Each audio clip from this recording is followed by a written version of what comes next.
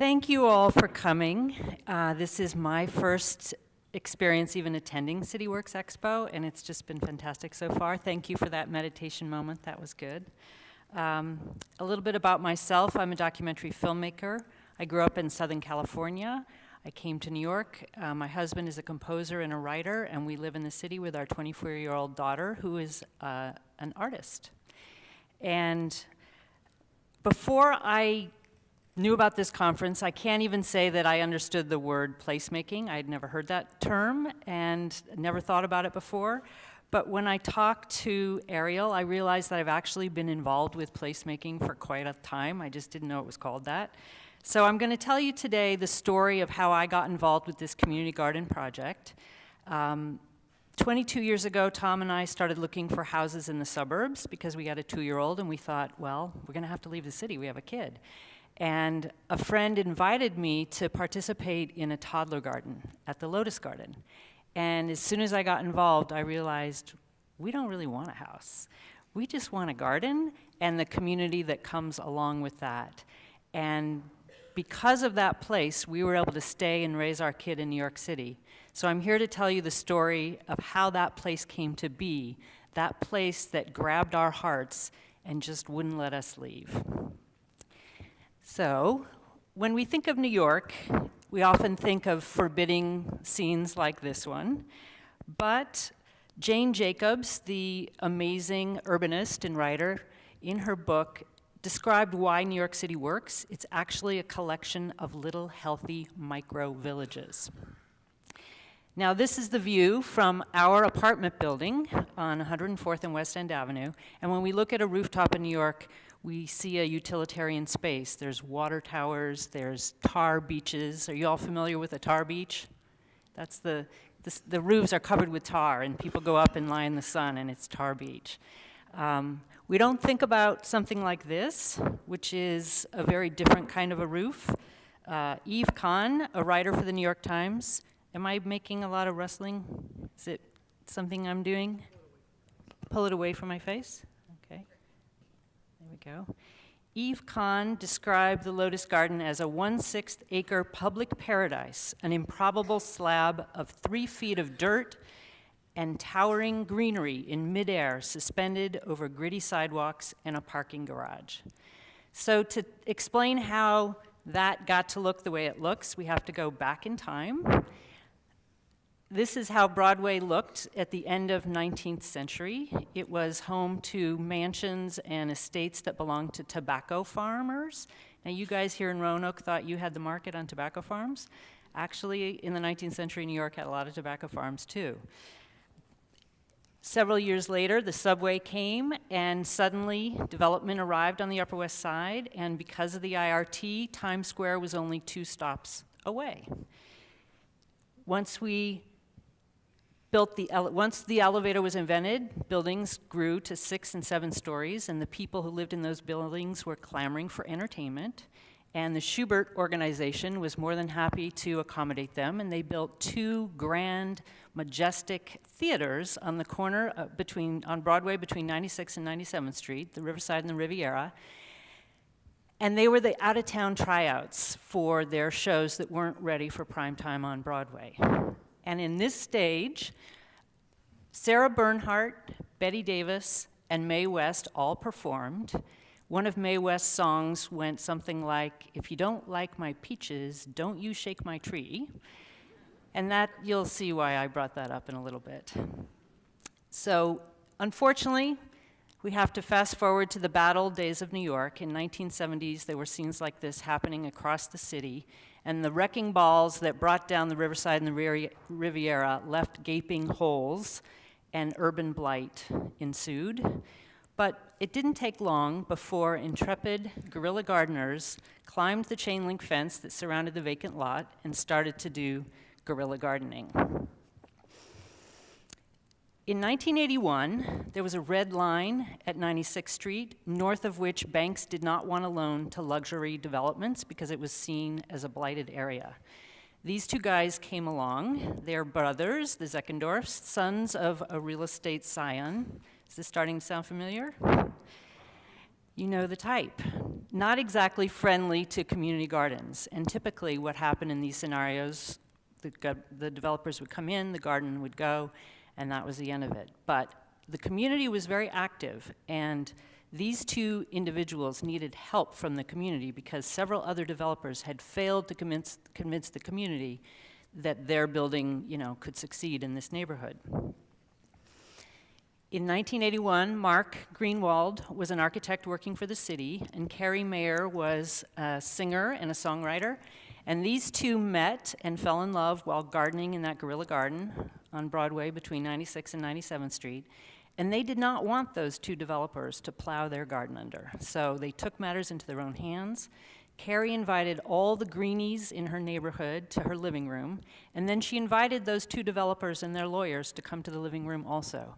And around her coffee table, they made the developers a deal. They painted a picture of 28 plots surrounded by meandering paths and a little fish pond and a tool shed. And they said, this would be a good amenity for your luxury condominium buyers, and we'll help you get your building through if you build this garden on top of your parking garage for us. And the most amazing thing about that story is that the developers said, okay. And they'd agreed to endow the garden, to pay for the maintenance and the water and the bark chips, and they gave $25,000 for shrubs and trees to get the thing going. And amazingly, the community responded, and to this day, the Lotus Garden is an entirely volunteer-run organization. I hope you'll notice the 80-year-old and the 8-year-old working side by side. That's always been one of our goals at the garden, is to bring all demographics together. And after a lot of hard work, the green roof actually began to look green. Now I want you to notice in the center, I don't have a pointer, the peach tree is there, but it's about this tall, so you can't really see it. The ponds are there. There's a tool shed in the back. And when we go forward, we see, wow, those trees got big in 32 years. The garden is located on the roof of the parking structure, and the entrance is the gate. I think you can see it there to the left of the garage. The building is 35 stories, and we're on the north side of the building, which turns out to be a blessing because we actually don't get full sun all day, which would require a lot more watering. From the street, all you can see is the gate, and it looks a little forbidding, and sadly, we are not wheelchair accessible. But I'm going to read you the words that a former gardener wrote about when you see the stairs, what awaits you. She said, "There is green at the top of the stairs, but the stairs themselves are a little bleak. The eyes rise as the feet climb. First there are roses overhead, a small cloud of pink, then an impression of leaves softening the enclosing leaves." You can keep going on the slides. But it is not until the last upward step is taken and the corner turned that the garden bursts upon the senses, a wave of color in a sea of green. Astonishment is followed by delight in the temptation of wandering paths, the flutter of pigeons over still dark pools. No street-level garden, however well masked and cleverly landscaped, can have this impact, this sense of having arrived after an unpromising ascent at an improbable and special place. And that is the Lotus Garden. And that is our peach tree. So, unbeknownst to us, we've been placemaking all this while, and you can just sort of cycle through the next few slides. Oil painters and poets enjoy our garden. Photographers and writers, this is a book about our garden. It turns out that we actually have some of those things that have been talked about. We have stickiness, we have a high lovability quotient, and people love where they live because of this garden. We do have rules. We are not allowed to grow vegetables, but beyond that, no one is able to tell another person what to do in their plot. I don't know, do we have any community gardeners in the room? Okay, so maybe you know gardeners can be persnickety people, and give a lot of advice that you don't want. Someone actually came to me and said, you know, a yellow marigold should never go next to a pink rose. So we instituted a rule: unsolicited advice is always interpreted as criticism, so don't tell other people what to do with their plots. We pay dues. Each gardener pays $60 to $100 a year for the plot, and there's 28 of us. And we all agree to volunteer 2 Sundays a year when the garden gate stands open. And we do street fairs periodically. Oh, no, I'm getting ahead of myself. This is a school group that we bring in. And next slide, keep going, yeah. And the teachers love coming to the garden as much as the students. Next slide. And next slide. These are the kids looking at, for the very first time, New York City kids learning where peaches actually come from. So this is our peach tree, and it's shaken frequently. And we get bountiful harvests of really juicy, sweet peaches every year. These are the Concord grapes that come in later in the fall. And we have an herb garden. Everyone's allowed to pick from it. Next slide. And we get a really amazing harvest from the herb garden. And after about 29 years of being called the Lotus Garden, somebody finally said, you know, we really ought to have a lotus flower if we're going to be called the Lotus Garden. So that is our first lotus plant ever. And we do this outreach work because we are a little bit invisible to the community, and anyone can become a member. So we have a form that people sign up to join, and for $20 a year, $10 for seniors, you get a key to the garden and can come anytime during daylight hours. It's kind of like having a key to Gramercy Park, but you don't have to buy the expensive apartment. We now have about 800 key holders from as far away as France, where one person decided they wanted to own a piece of Manhattan, even if they could only visit once a year. And I became president of the garden in 2010. For 5 years, I was co-president with Judy Vowles, and we made it our special mission to bring more community groups into the garden. So we invited groups like the Storytellers, the Discovery Play Group. We're going to go quickly because I'm running out of time. We host potlucks in the garden, and it turns out we have some amazing chefs. We host a Halloween party. That's me with the blonde hair there. We invite the teenagers in to run our games, and we try to reach out to really young children because gardens are kind of famous for not letting kids play in the garden. So we got rid of the no running on the paths rule when I was the president.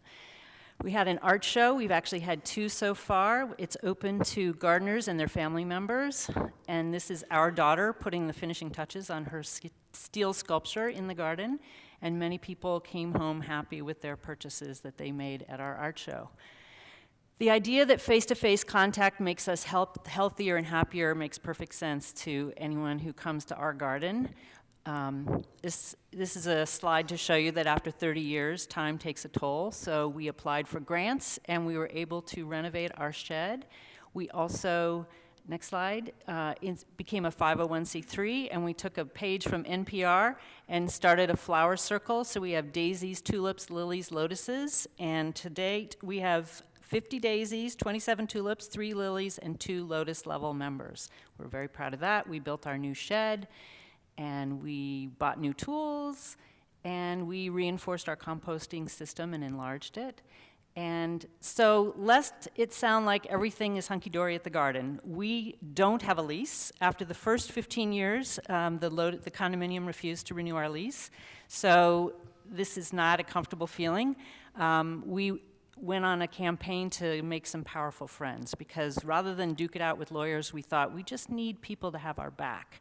So we reached out to the borough president of Manhattan, Gail Brewer, Helen Rosenthal, our council member, and the best thing that really happened was the New York Times took up our cause and wrote a 2-page article about us, which really put us on the map. So you can just cycle through the rest of these.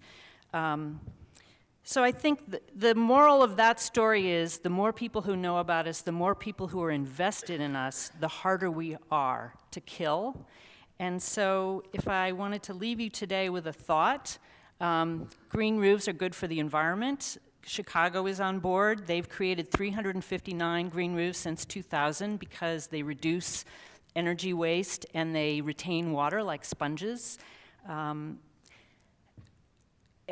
As fall arrives, we get really sad when we have to put our garden to bed, and we know we're going to miss this place that we care about so much, where we have these personal encounters, where we can go to get away from the city. It feels safe in a way that Riverside Park does not. It's an intimate scale, and it's something that everybody's invested in. Now, this slide is about the notion of vanishing New York. We all have to embrace change, but I guess the final message I would like to leave you with is, as citizens, we can actually do something to direct that change. And I hope that all of you can take something from this back to your homes. And I wanted to thank Ariel for inviting me, and thank Chris Kane for telling me about this wonderful conference. And I wanted to thank you all for listening. And before I step away, I'm going to share a secret. My husband and I are actually leaving New York City, and we're moving to Staunton, Virginia.